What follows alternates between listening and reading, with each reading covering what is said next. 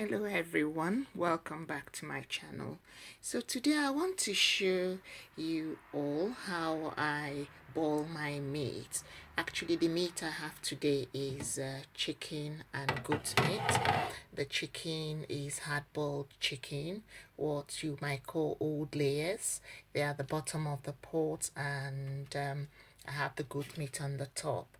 And onto this I'm going to add some spices, which I'll show you in a minute. So usually I love loads of onions in my when I'm boiling my meat. So here I have 3 onions, then 3 vegetable stock cube, because I have a mixture of chicken and goat meat. If it's only chicken, I would usually go for chicken stock cube, but I'm using just the vegetable stock cube. Then I love a bit of pepper in my meat.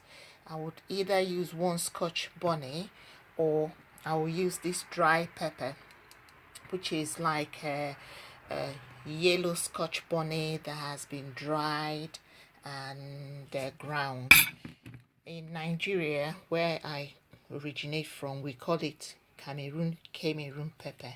I don't know why. Probably those yellow Scotch bonnet, maybe Cameroon is next to Nigeria. Maybe they buy them from there. I don't know why we call it's locally known as Cameroon pepper. Then salt.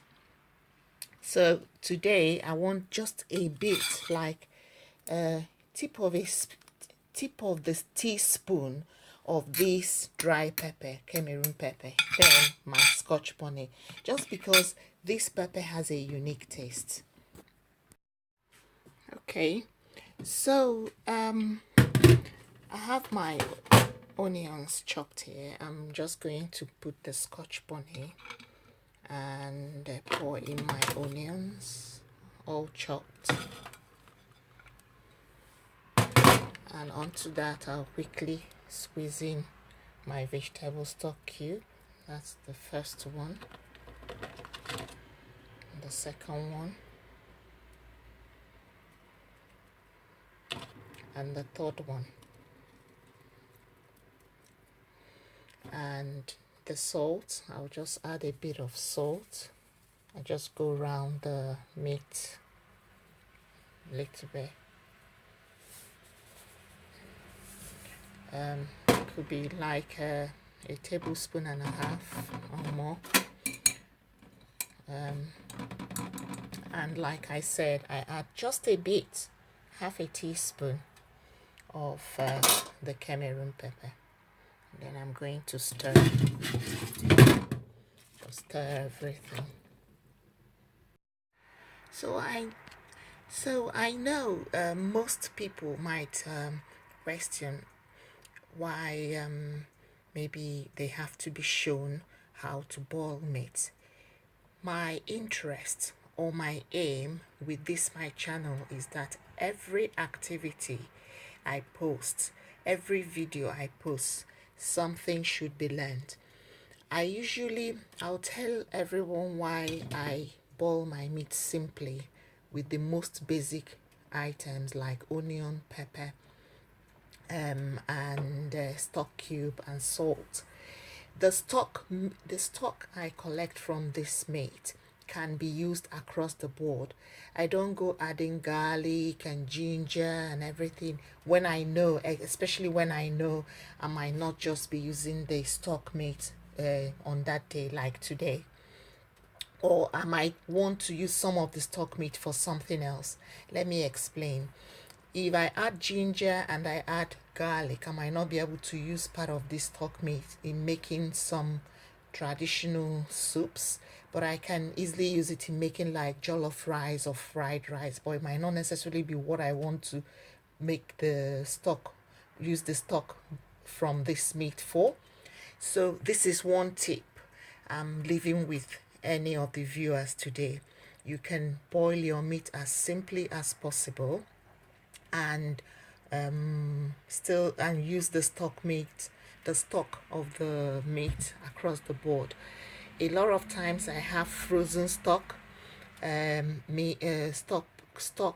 from meat I've boiled, and once I come in, you know, most working mom, like I've always mentioned in my other videos, you come in, you quickly just grab one of the frozen stock and quickly make a quick meal, without thinking, oh, it's got this, let's say ginger or garlic, or it wouldn't go with what you want to make. I can quickly make a goosey soup, or you know, our traditional soups in minutes. So this is my basic go-to way of boiling meat, and still use the stock meat in the stock from this in doing so many other things. You know, I have a video I've posted where I roasted the roasted goat meat and chicken. You know, the stock meat, I used it in making beans, just because I didn't add so many other things that might not be wonderful in terms of taste. Beans has a unique taste that you don't necessarily need to mask with ginger and garlic. You know, garlic is okay. I use garlic in my beans, but if I added ginger, it might be too much, because you know, beans has this unique taste. I might want to make a traditional meal called okwa. Ginger might not really be good in it. So ladies, I think I've said so much, but it's just for most viewers that are interested, you know, in running their home, as most of us women are working career, you know, women are, you know. So this is a tip. Okay, so I will just close the pot now because I can feel the heat is gathering up. I'll close the pot and just allow the meat to boil, and then we will see what our end product turns out to be. Okay, so this is 15 minutes after I started boiling the meat. The Scotch bonnet is right over there. What I usually do at this point, I try to just use the back of my wooden spoon to squash it a bit, releasing those flavors. So we are doing good, but the meat is not tender yet. Okay. So I've just turned up the light after an hour, 20 minutes. Okay guys, so the meat is done. I've already brought out one of the goat meat and cut into it. That's how I check for my doneness. Remember I told you all I was using boiler chicken, which is hard chicken, so it's not like the flesh is not falling off the bone, which is what I wouldn't like. But it's tender now. Okay guys, so both the goat meat and the chicken, and you can, if you guys remember where the water was when I started boiling, all I have is just goodness down there as stock. That's my stock, and my meat is all tender. Okay, my plate is ready. I'm just going to take the pot off the hob and then start bringing out my meat.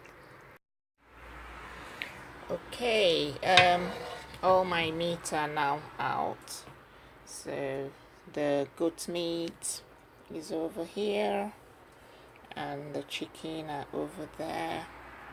And right inside here I've got my very rich stock meat, and I've left like the bony part, the neck, you know, right in there.